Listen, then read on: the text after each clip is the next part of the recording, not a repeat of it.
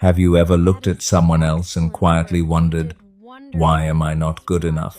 12-year-old David asked himself that question almost every day. No matter how hard he tried in math class, he always felt one step behind his friend Matt, the kid who seemed to solve every problem effortlessly, while David sat there feeling smaller and smaller inside. The worst part wasn't the bad grades. It was the feeling that maybe he simply wasn't smart enough. And little by little, the pressure of comparing himself to someone else began stealing his confidence. But that evening, David's father said something that would completely change the way he saw himself and success forever. If you've ever felt like you weren't good enough, this story might change the way you see yourself forever. David was the kind of kid who could never sit still for long. At 12 years old, he was energetic, competitive, and absolutely obsessed with soccer. Every afternoon after school, he rushed to the local field with a ball at his feet and a smile on his face. On the soccer field, he felt alive, confident, free. But the moment he stepped into math class, everything changed. Numbers confused him, tests frustrated him, and sitting only a few desks away was Matt, his close friend and neighbor who always seemed to get perfect scores without even trying. Teachers praised Matt constantly, and although David tried to be happy for his friend, deep inside, he started questioning his own intelligence. He began wondering if some people were simply born talented, while others were destined to fall behind. One afternoon, after receiving another disappointing math grade, David dropped onto the couch in silence, staring blankly at his school book. His father noticed it immediately, the quiet frustration in his son's eyes, the disappointment he was trying so hard to hide, and in that moment, without David realizing it, a conversation was about to begin that would shape the rest of his life.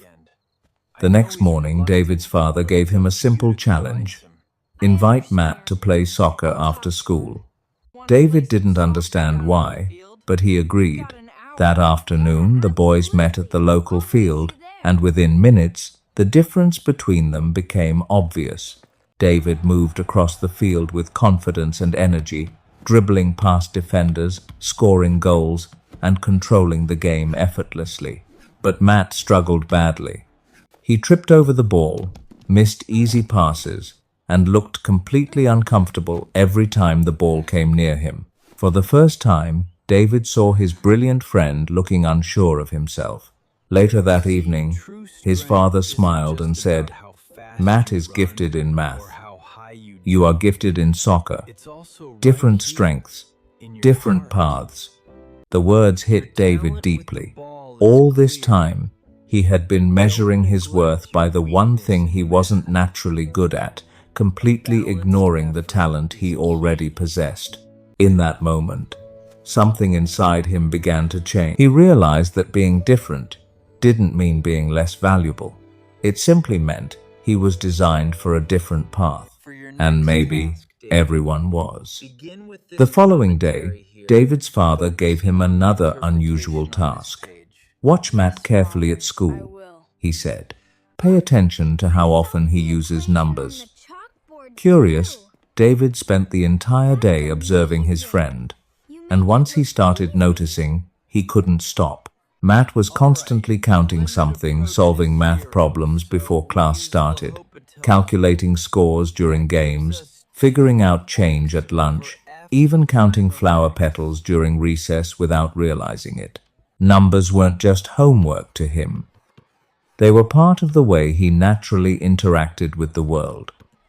That evening, David rushed home and told his father everything he had seen. His father nodded calmly before saying, "People become great at what they practice daily." Then he pointed toward David's soccer ball sitting near the door. "You didn't become good at soccer overnight. You became good because you play constantly, day after day, again and again." Suddenly, David understood something powerful. Talent might open the door, but repetition is what truly builds skill. Greatness wasn't magic.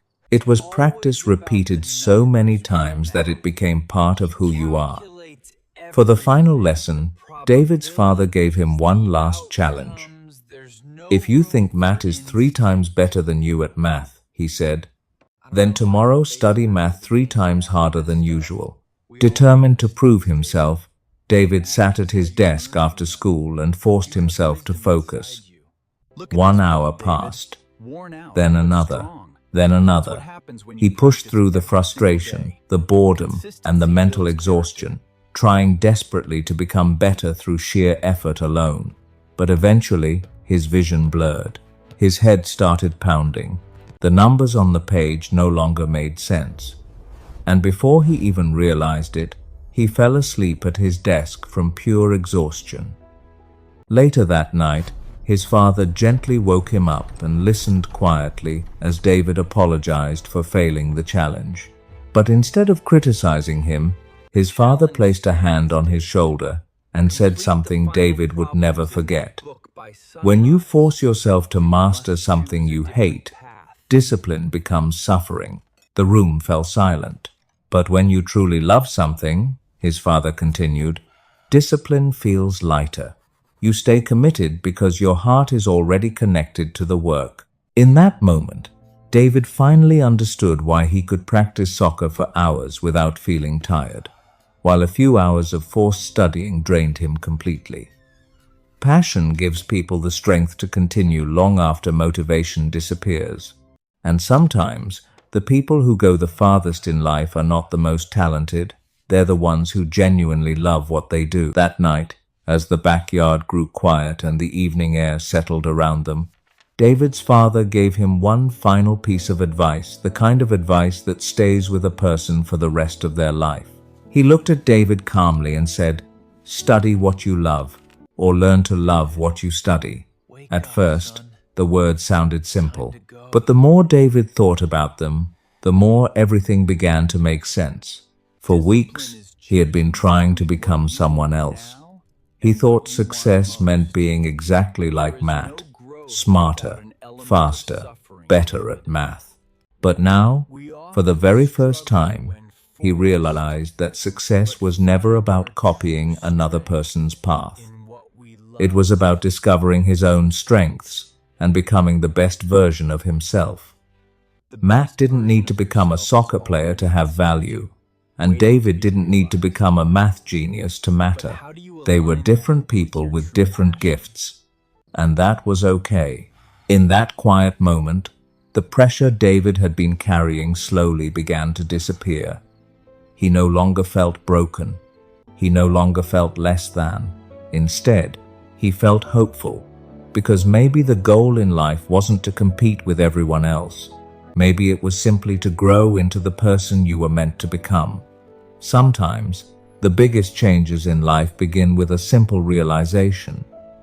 David learned that everyone has different strengths, that real success comes from consistent practice, and that passion is what gives people the strength to keep going when things become difficult.